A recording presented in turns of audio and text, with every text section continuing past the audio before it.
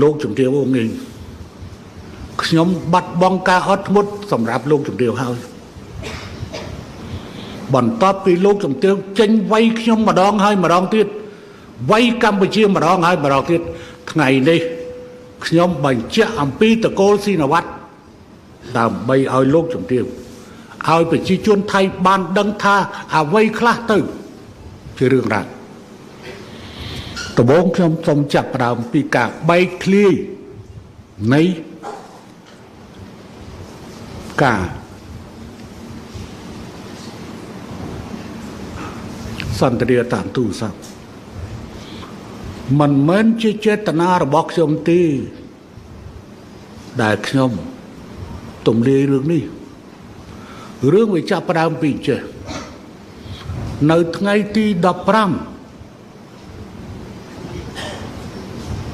ខែមិថុនាកន្លងទៅ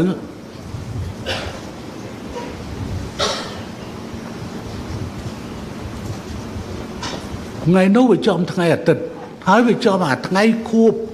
អីថ្ងៃទីវាឪពុកថ្ងៃនោះខ្ញុំទៅវាយកូនគោលហើយវាយនោះវាយវិជក់វាយល្អទៀតចឹងបានថាអាយុគ្រាន់តែតួលេខទេ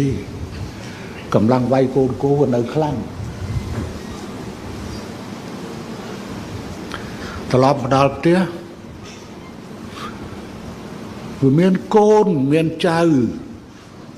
កូននឹងវាមាននាយករដ្ឋមន្ត្រីក៏មកប្រពន្ធនាយករដ្ឋមន្ត្រីក៏មកណាកូននាយករដ្ឋមន្ត្រីក៏មកមានចៅមានកូនដទៃទៀតក៏នៅគេអីជាមួយកូននឹងទៅរហូតដល់ម៉ោង2បានខ្ញុំទៅសម្រាប់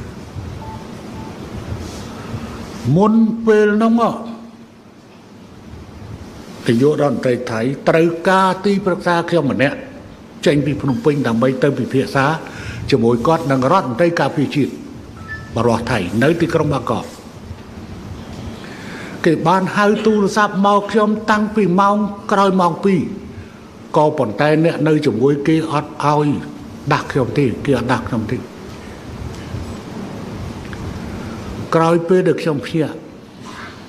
គេក៏បានប្រាប់ថាឃ្លៀងហួតដែលកំពុងនៅជាមួយនាយករដ្ឋមន្ត្រីនិងរដ្ឋមន្ត្រីក្រសួងការពារជាតិថៃទូរស័ព្ទមកលពូអញ្ចឹងខ្ញុំក៏ឃើញទូរស័ព្ទរោអត់តាមបានលុបមុខផងក៏ពីដេកថ្ងៃអាសៀលលោកដេកតធ្លាក់ម៉ោង5មក